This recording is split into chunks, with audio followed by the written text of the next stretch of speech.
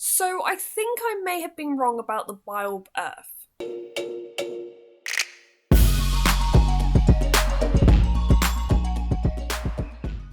2 months ago, I planted up the biOrb Earth 125 by Oase.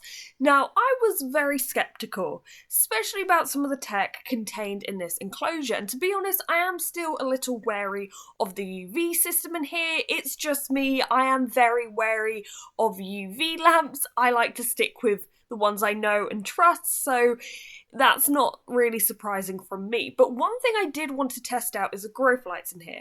The rain system, the humidity, and the app. So will the plants in here actually survive? Will I be watering the tank every week? Or will the rain system actually work?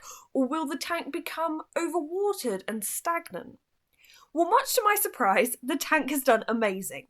So if you saw my planting video, you'll know that I added a begonia, photonias, and baby's tears. With this plant in particular, I literally ripped this patch from around my pond with no real roots or anything and just dumped it in the tank. Within a few days, some of it did start to crisp up. It seemed like the begonia at the back was blocking some of the water getting to it. So I did have to manually water it, and I did think to myself, am I going to be having to do this every week? It's not the easiest thing to water. If you've seen the planting video, it's a bit of a pain, but I thought, will this rain system actually hydrate everything? But it did. Now, other than filming clips for this video, the last time I actually opened this tank was to water it in July and to add in a monkey musk monstera cutting. Now, interestingly, I took 2 cuttings, I propagated them in water, and I added one in my crested gecko tank and one in here.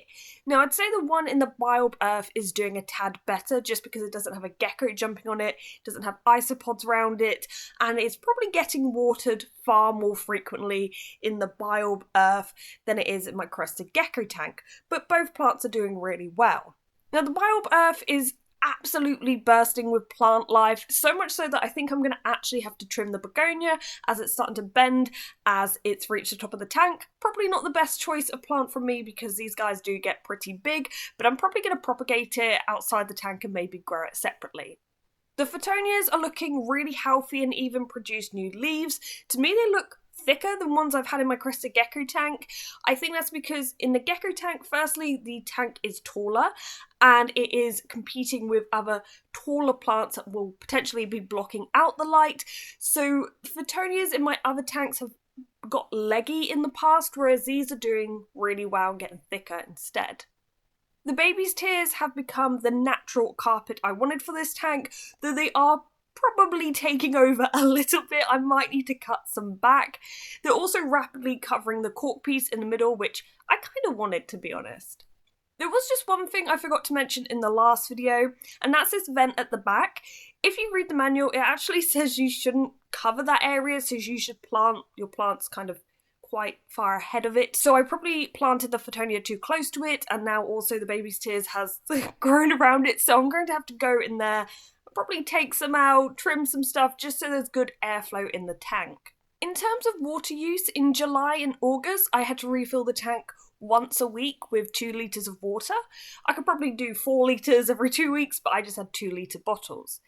The settings in September mean that there's less rainfall. I just chose that throughout autumn and winter there was going to be a little less rainfall, and so I'd say I've probably topped this up once every 2 to 3 weeks. I've yet to move in any creatures in here. I'm almost worried that if I move something like a millipede, they may destroy the plants, but I'm certainly still open to adding something small in here. Maybe we'll start off with just earthworms. App-wise, to be honest, I haven't really had to check it much. Basically, when the tank is low on water, the lights will dim and go brighter in the tank continuously, and that will get your attention. You go check the app and it says you're low on water, so you top up the tank and then confirm it on the app. I'm sure that you probably get a notification on your phone if you have notifications turned on about low water.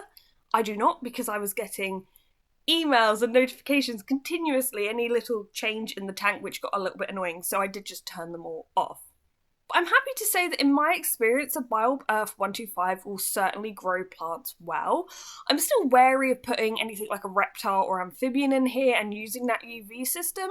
However, if you wanted a display tank filled with plants and potentially an invert, a tank that you pretty much didn't even have to open, that would take care of itself, then the biOrb Earth works well for that. You could even use this to propagate plant cuttings before adding them into your other tanks. I mean, it's quite impressive plant growth for just 2 months. I would say the biggest downside to this is the price. It is very expensive. If I weren't gifted this tank, I probably wouldn't buy it just simply because I couldn't afford it. So I am very grateful that this was sent to me. But if you have spare money, you have a lot of spare change and you want a system that will take care of itself, this is a pretty cool tank. It's just a shame it's not bigger, so it's not suitable for more species. This is a bit of a short video, but I just wanted to give anyone keeping up with this tank a bit of an update on how it's going. So if you like this video, boop that like button, and if you have any questions or anything about the tank, leave them in the comments below. But thank you for watching, guys, and goodbye.